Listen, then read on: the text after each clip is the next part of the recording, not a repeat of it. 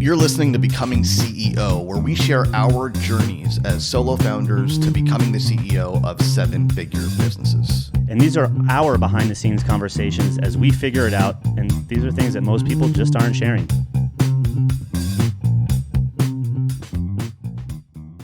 You're going to launch a product. What product are you thinking about launching? Well, I think the more interesting question is, and the one I would have led with had I had the opportunity to lead with the question, is how do you decide when to launch new products? And when you do decide, how do you decide which one? This is why you should always lead. I think it's a great question. And I actually struggle with this because, historically, through what I was taught, which I don't think is as relevant anymore, but is the whole hey, up until you have one offer, until core program, until you get to 1 million, and that can even get you to 150, 250, sometimes 300K a month before you start going to add products. And the reason for most people that we see in our space, online, coaching, training, consulting, the reason that they add products is as a liquidation of ad spend. And so it's not necessarily it's a moneymaker. It's hey, I realize that the people that buy my big thing, there's not as many of them at scale, and I need to be able to cover my expense to find the needles, the 20 of them a month inside the hundreds of leads a month or thousands of leads a month that I'm generating. So I must sell products.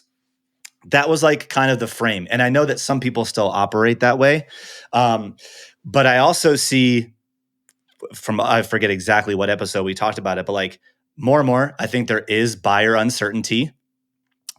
I know in my space alone, the number of times that people bring up quote unquote competing programs or alternative programs that they're considering is at an all-time high.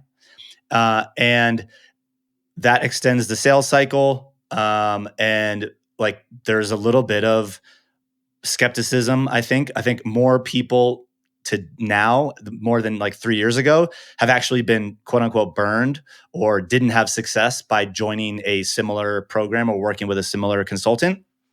And that all comes back to, I think my mindset right now is, if I'm going to launch something that is, and we say products, so to me, that means, maybe I'm off, a lower ticket thing.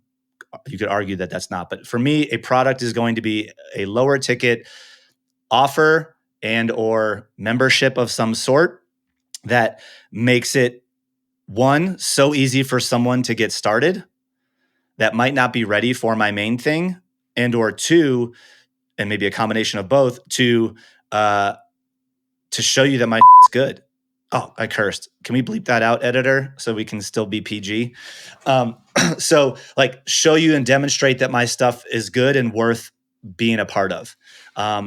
That's where I'm at with the why, what's my intention around having one. So I'm pretty bought in on doing it. I think where I'm getting hung up is I have a lot of IP. I would love to extract IP from, I want to do it. I don't want to have a library or menu of 40 products. I still want the fewer the better, and they complement and they have a place inside of the buyer's journey. And I haven't figured out what that combo of things actually would look like. And so I'm in this indecision of, I don't know what I would create, because now I'm afraid that I would cannibalize the main thing. But I know it works. You got really specific really fast with a specific intent for launching a product and a specific way of doing it. And I think that's one example. Cool. Give me the other. So when I say product, and maybe the question could have been more clear. When I say product, I think about offer at large, any kind of offer, product, service in whatever shape or form. When do you decide when to launch something new? For you, it's, you got foundations and you've got, what's the other thing? Well, we actually killed foundations and we have just Academy. We do have a version of like we kind of redid Foundations as like a beginner's program for people under 10K, and that's called Launchpad. And we are selling one training that's a part of my big program around productivity inside of our funnel. Like those are the Launchpad and the CEO productivity system are two, like, hey, let's do a minimum viable test using stuff that we kind of already have. So we also have a program called Launchpad. Did I steal that from you, or did you steal it from me? I have no idea. I don't think I knew this until now. Not a clue. All right. We launched it in December. Oh, then you definitely stole it from me. Okay. Well, yeah, we've had I never knew that you had it. So okay. how could I be stealing this? It's okay. No worries. No harm, no foul. So I think there's lots of reasons to launch new products. And again, I'm using products in the broader sense of the term. Products and services. The one that you mentioned, and the intent in doing so is really important. The one that you mentioned a couple of intents.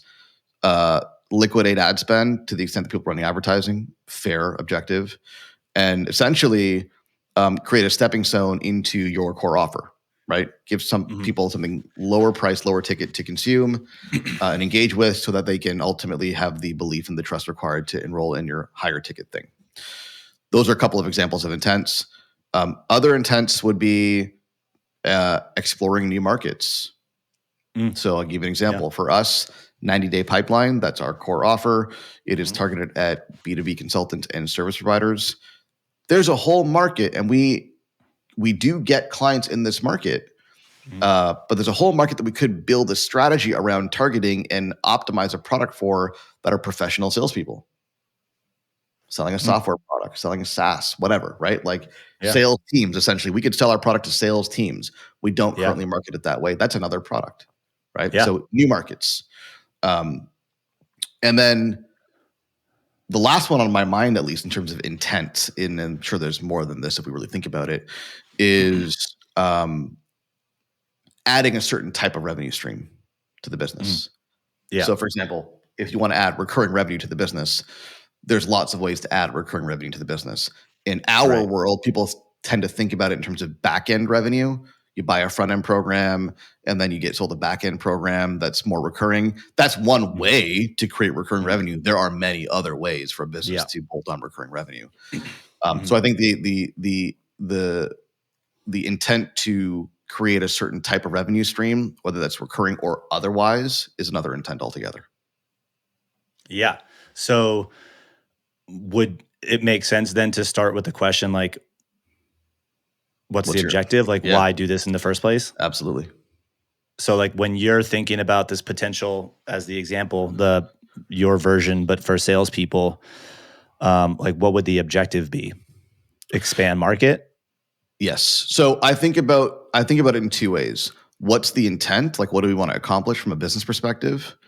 And also, what is the potential net bottom line impact for a given unit of effort? Okay. So for example, right? Let's say building something low ticket, and this is obviously an absurd example, right? But let's say building something low ticket and adapting your product to a new market and bolting on like a done for you recurring revenue offer. Let's say those were all the same amount of effort, which they're never going to be in the real world. But let's just say that they are, right? And the low ticket thing could maybe help you subsidize, $20K a month in ad spend, best case. And the new market thing maybe is $50K a month in revenue.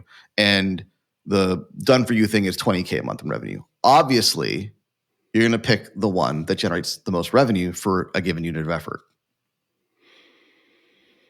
And when you say for a given unit of effort, are you tying that, or at least assuming that the profitability of each of those new streams are equivalent? Exactly. So this is where it gets complicated, right? Because what's going to take more work? That's one question.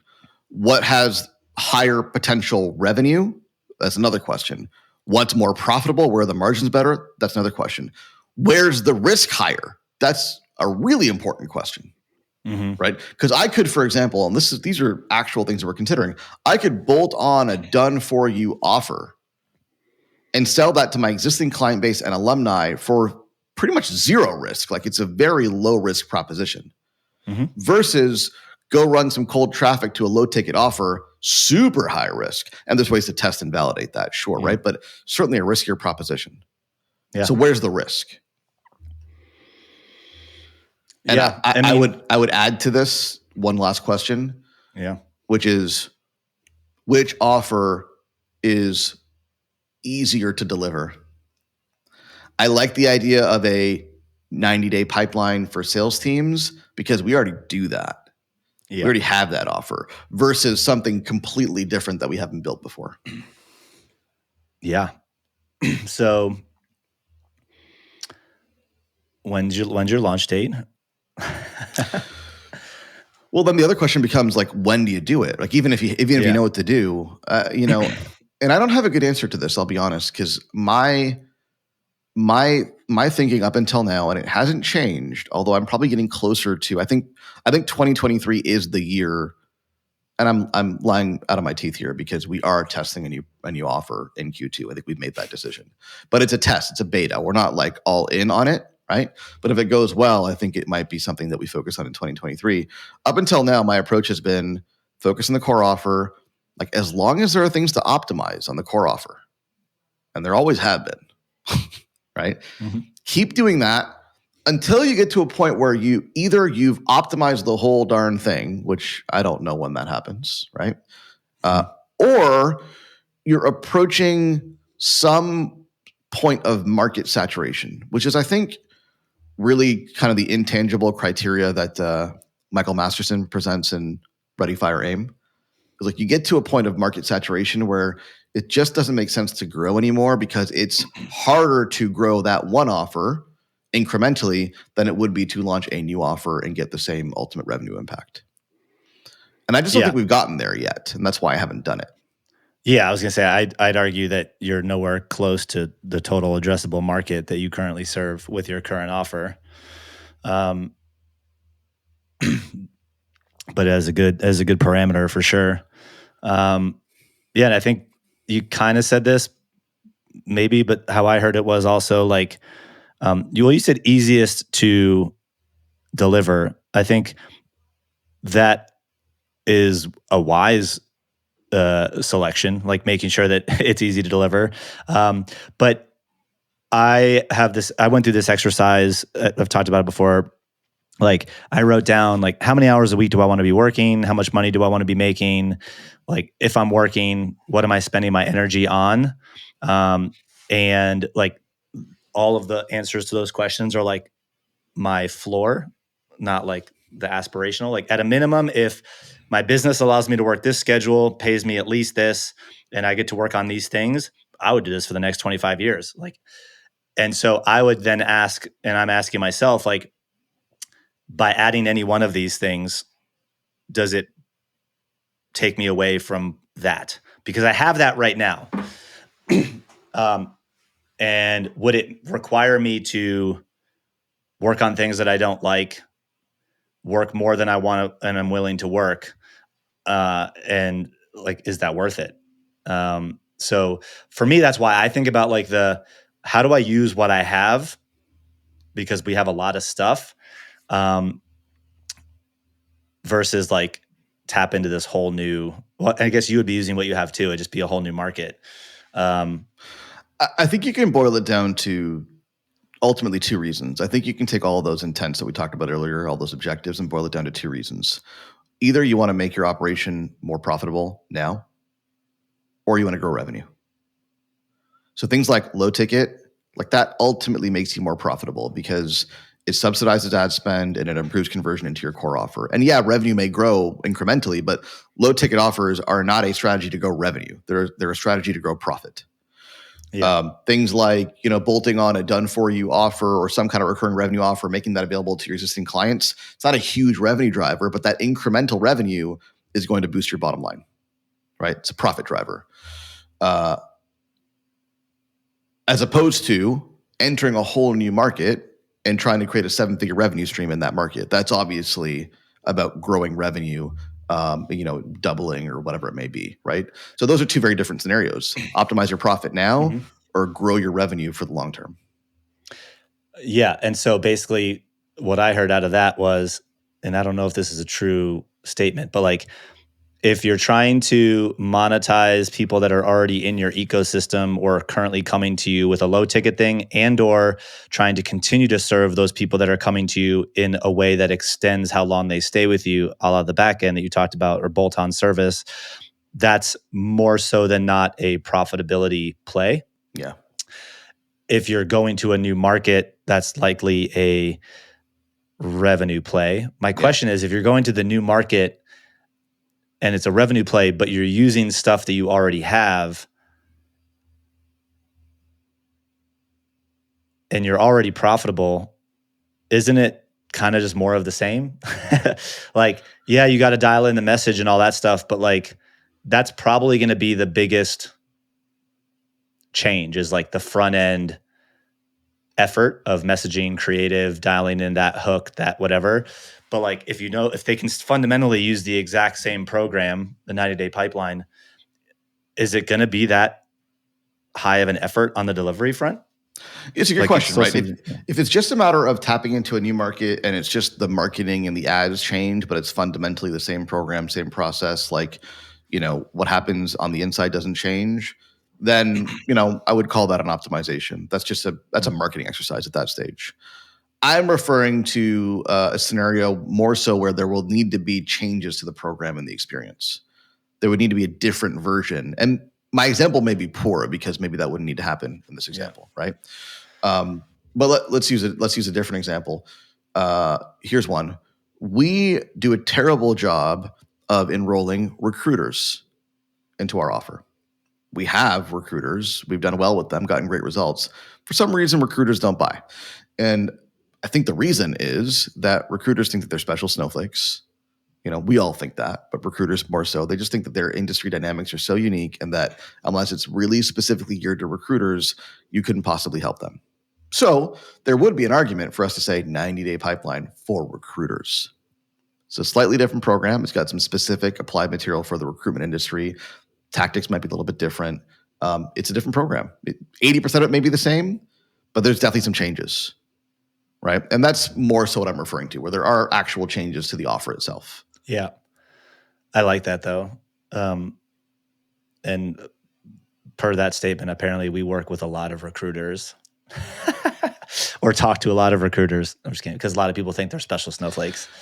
Everybody does in the end, but that's an example of a market that takes it to a whole other level, in my opinion. Interesting. I haven't dealt with a lot of them. So what's the offer that you're already committed to testing in Q2? Or you're committed to testing an offer, you just don't know what the offer is? No, we're committed to testing a done-for-you offer to our existing client base and alumni. Doing what for them?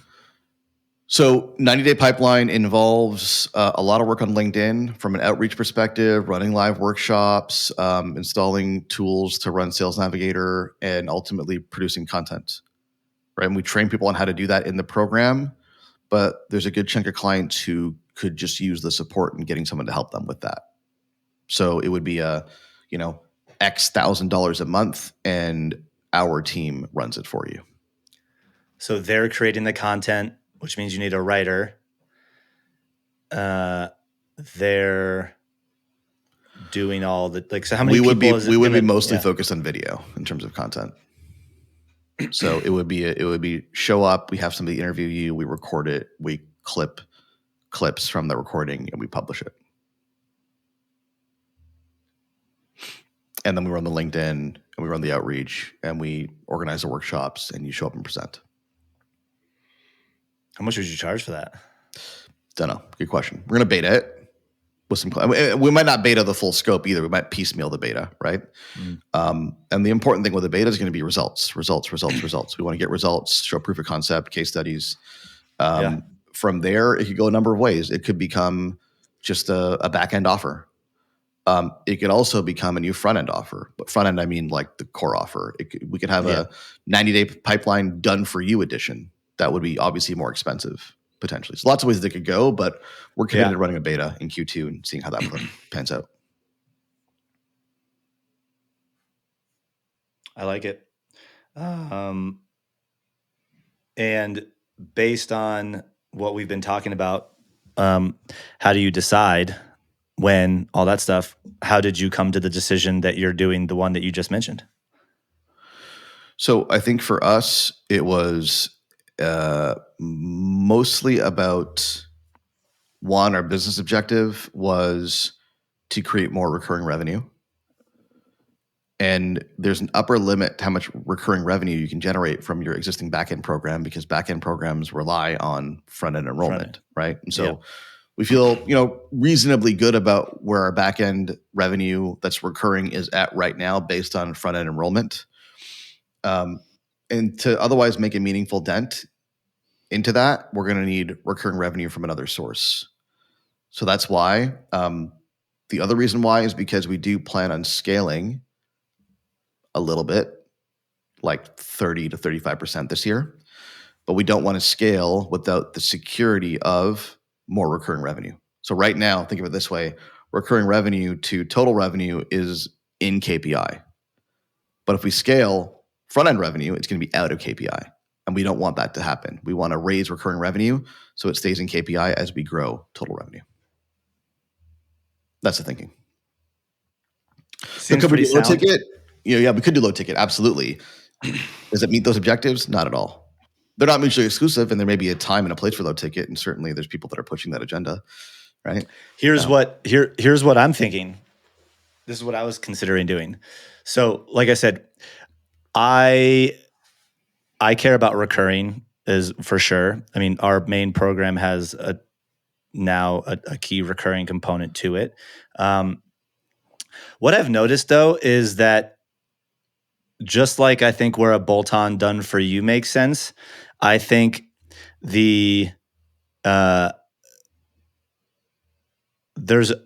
certain part of our curriculum, like, so we have this Launchpad, right? And it's a good program. I really like it, but like there's no support in it because I wanted it for a profitability perspective for the most part. But what if like the thing I was thinking about is, well, so we've added a decent amount of like one-on-one touch points, and there's events that are incorporated into our main program. What if you didn't have access to all the content and you didn't get kind of the dedicated one-on-one person, or you just had the group calls, but you got the same program that everybody else has? And so it's less about like, it's more about like the differentiation in price, like so a pricing tier, if you will, that is more accommodating to the person who doesn't maybe need the one-on-one yet, or it can't afford the higher ticket. It's like our content is the same. Like they still need the same to do the same things. Like, is it worth it to put it into a whole new program and separate those people, or just say, hey, like you have access to this core curriculum. You have access to these sets of calls at this pricing point. And if you want to ever upgrade to have a dedicated one-on-one person and have access to one-on-one calls with the other expert coaches and come to our events in person, then you could upgrade to this other tier. And or if you're going to leave and you want to leave and you no longer need the one-on-one, but you don't want to like miss out on the curriculum and all that stuff, like, well, you can downgrade. And then we don't lose. People could stay longer either by upgrading and or downgrading. And I was thinking about that mainly from the point of, I'm in a program right now that I draw most of the value from the in-person events. And as we rolled into this year, I can't make any one of the events. And it's, if I leave the program, I lose other pieces that I do value. But I'm not sure the current thing the price that I'm paying, like I'm able to extract the value that it's worth it if I can't be at those events. And so now it's like, all right, this person is like likely going to potentially lose me. And I know that their other program doesn't give me what I'm looking for. And so like, there's like this middle ground. It's like, we've woven a lot of these ingredients in, and you have to pay X price to have all of them. But as some, like, I don't need all of them, or I don't want all of them. And I know that there's a slippery slope there, which is why I think the access piece is kind of an easy distinction. Just like, hey, you can pay double the price in your program and we just do it all for you. Or if you can't afford that, well, then we're going to give you all of the playbooks to do it yourself. It's still going to save you tons of time and money. But like, if you ever want us to do it, you could always upgrade. And like having that option, I don't know. I feel like, and again, that's something that's probably really easy to test. But that's kind of what I'm thinking about testing. What are your thoughts on that? Like it's kind of a new product technically. So it's a whole other objective. It's retention. I don't know if this is a thing in the US, but in Canada, we have a few major telecom providers for cell phone services, and they're very expensive. And there's like, I think, you got Rogers, you got Bell, you got Telus, like three, and then there's three big ones and a bunch of small ones. Okay, right. And a bunch of small ones crept up in the past few years, and the big ones are more expensive. And when you try to cancel, right? You call up Roger. I'm with Rogers. You call up Rogers, say, I want to cancel. They send you. It's called the retention department. They tell you that I need to send you to the retention department, and the retention department's job is to make you a sweetheart deal that you can't say no to. Yeah, internet companies do that around here too. So there's a whole other department dedicated to keeping customers, because obviously it's expensive to lose customers, right? And they will make you offers that you will never find on the website, or that you'll never get as a new customer, or that you'll never find anywhere publicly available. And then people brag about it, like, oh, you hear what I got from Rogers? I got this much data and these many minutes. And I think this is more of a thing like a while ago when data was expensive. Now it's fairly easy to come by. But then that's where you get the sweetheart deals, right? So I think it's a whole other objective. It makes sense. I mean, if it's a priority for you. But I actually think it solves two objectives. Like, yeah, I think it helps keep people that were maybe considering leaving but didn't need everything. But like, I know that there's people that we can help that can't afford the current rate, that incorporates all this stuff that they probably don't need yet. And I wouldn't have to really change much at all to give them the same curriculum and some decent support on that. And so really no fundamental changes to delivery. But I think that could increase our sales conversion, because we get a lot of people that do not financially meet the criteria to be inside of our program, but like what they're doing, their goals, all that stuff do. And so it's like, the only thing is they're not yet making enough money to warrant paying what we charge. And then they walk, and it's like, we got nothing. And it's like the low ticket program is like now too beginner. And so I'm like, okay, it's the low ticket thing is too beginner. They kind of need a little bit of help, but it doesn't offer help. So now they're like stuck in like, I can't afford the thing that I really need because I want these things. And the lower thing doesn't have it. It's like finding that sweet spot for me has been really, really challenging. Some like, that's why I'm like, maybe I just have a lower tier. They still have access to most of the curriculum outside of maybe some of the team stuff, because usually those people are the ones that don't have hiring needs or anything like that, like crazy. So it's like the first half of our curriculum. Layer in the same support. Yeah. Yeah. To me, I think the bottom line here is I would be very certain about, you can't be 100% certain, but I'd be very certain about which direction you choose to go in when you launch a new product. Because as you can see from this conversation, it gets really, really complicated really fast. Yeah. Right. So you got to be certain that you're going in the right direction, you have the right objective, the right intent, and you're building the right thing. Because no matter how you slice and dice this, for an existing operation with lots going on, the cost of doing this is significant.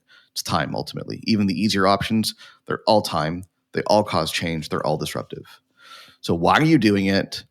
Are you building the right thing? I mean, we're going to beta test in some fairly low risk ways, and that might just fail miserably, and we'll save ourselves the time of finding out the hard way that it's going to fail anyways. Right? So what are some easy ways that you can test, or questions I'd be asking if you think about launching a new product to validate whether it's worth going in that direction? And you probably should do it later than you think you need to, in my opinion.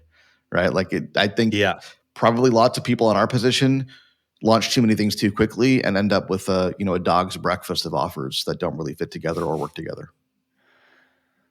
That's a good metaphor. Dog's breakfast. I just was like, what does my dog eat? I'm like, oh yeah, that's. You don't want to see it. It's a disaster. Want nothing to do with it. All right. Well, interesting conversation, and again, I do think it's a healthy one. For sure. Again, depending upon what listener your objective is. So I guess sit on it, marinate on it, beat it up. Because if what you're saying is true, you're probably considering it slightly too early. It's like getting tattoos. My mom always said, imagine having the tattoo for at least a year, and if you still want it a year later, then you can get it. I'm like, okay, looks like I'm getting a tattoo. All right, guys. Hopefully this was useful. I would love to see if you enjoyed this and you have questions or you're thinking about launching an offer, take a screenshot of this and or you listening to this episode and tag either myself or Ahmad in Instagram and or Twitter or your favorite platform of choice with what product you're considering. And maybe let's start the dialogue there. We'll see if that's a completely miserable call to action, but let's start the dialogue somewhere. You know how to find us, and we'll see you guys next time.